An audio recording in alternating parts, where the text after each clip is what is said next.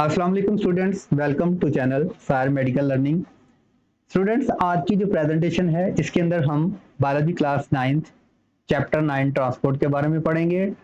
Transport का shortly introduction आपको देता हूँ। ट्रांसपोर्ट एक ऐसा सिस्टम है जिसमें प्लांट या एनिमल मुख्तलिफ मटीरियल्स की जो है वो एक जगह से दूसरी जगह पे आमदोरफ्त करते हैं, या इस सिस्टम के तहत जो है मुख्तलिफ मटीरियल्स या मादा जात को बॉडी, प्लांट की बॉडी के अंदर या तो एनिमल की बॉडी के अंदर एक जगह से दूसरी जगह पे मुंतकिल या भेजा जाता है।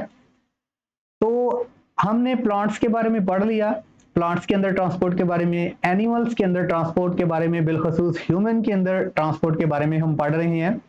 तो ह्यूमन में ट्रांसपोर्ट के बारे में स्टूडेंट्स हम पढ़ चुके हैं कि ये दो टाइप्स की हैं, यानी इसके अंदर जो अवामल हैं, एक तो ब्लड सर्कुलेटरी सिस्टम है और दूसरे नंबर पे लिम्फेटिक सिस्टम है, जिसकी वजह से मैमल्स के अंदर या तो ह्यूमन के अंदर जो है वो मुख्तलिफ मादा जात की ट्रांसपोर्ट होती है।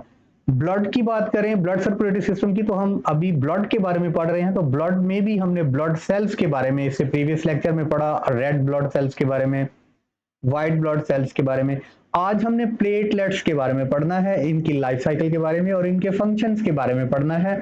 बस दो तीन बातें जो हैं ये ब्लड सेल्स के बारे में याद रखिएगा कि ये कहाँ पे प्रोड्यूस होते हैं, इनका लाइफ साइकिल कितना है, इनकी जो प्रोडक्शन है वो लाइफ स्पैन कितना है, और उसके बाद जो है इनका फंक्शन जो है इन सेल्स का क्या है। आज हमने प्लेटलेट्स के बारे में पढ़ना है, तो चलिए स्टार्ट करते हैं।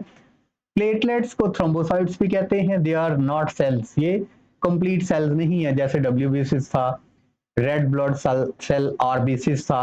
अब जो प्लेटलेट्स है, थ्रोम्बोसाइट्स है, ये कंप्लीट सेल्स या मुकम्मल सेल्स अब हम इसको नहीं कहते। क्यों?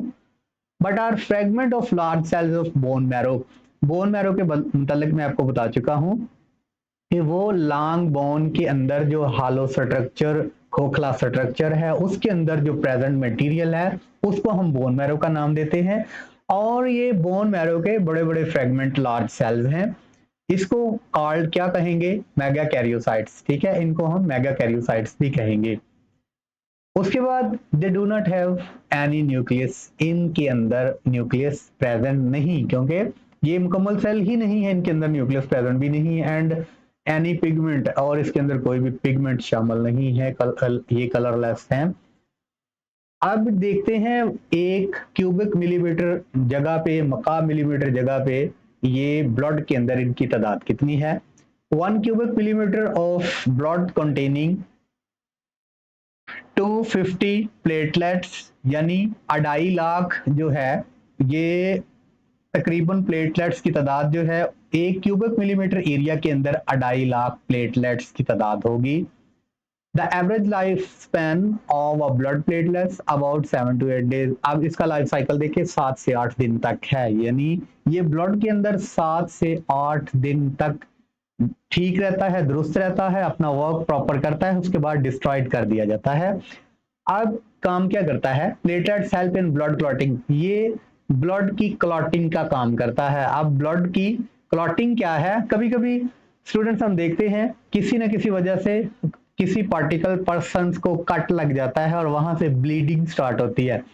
ब्लीडिंग स्टार्ट होने के बाद कुछ देर के बाद आप देखते हैं उसको धो लेते हैं, या आप नहीं धोते तो देखते हैं कि उस पर्सन का जहां से ब्लड निकल रहा था, अगर छोटा कट है तो वो थोड़ी देर के बाद जो है वो ब्लड वहां पे एक छोटा सा लोथड़ा बना लेगा, जिसको हम क्लॉट का नाम देते हैं। असल में इसकी वजह क्या है? इसके पीछे प्लेटलेट्स थे, एक फैक्टर, बहुत से फैक्टर हैं खून को क्लॉटिंग करने के लिए या इसको खून को जमाने के अंदर बहुत से फैक्टर हैं, लेकिन यहाँ पे बिलखसूस प्लेटलेट्स की बात हो रही है। तो जब ब्लड देखते हैं किसी भी जगह पे जमना शुरू हो गया है, तो प्लेटलेट्स स्टूडेंट्स वहां पे इकट्ठे होना शुरू कर देते हैं और बिलाकर एक क्लॉट या एक लोथड़ा बना देते हैं, और वो मजीद ब्लड को बाहर आने नहीं देता। इसलिए हम कह सकते हैं कि प्लेटलेट्स का मेजर जो काम है ब्लड के अंदर, वो ब्लड की क्लॉटिंग है, ब्लड की क्लॉटिंग है, यानी ब्लड को ये मुंजमद करता है और खून की जब ब्लीड हो रही होती है तो उस ब्लीडिंग को रोकता है प्लेटलेट्स। ठीक है, उसके बाद जी the cloud serves as a temporarily seal, temporary seal, यानी आर्जी तौर पे वहां पे एक लोथड़ा सा बन जाता है एट द डैमेज एरिया, जहां पर भी कोई हमारा पर्टिकुलर ऑर्गन या हमारी स्किन डैमेज होती है तो ये टेम्परेरीली जो है टेम्परेरी सी सील या लोथड़ा वहां पे प्रेजेंट होके उस ब्लीडिंग को मजीद होने से रोक देता है।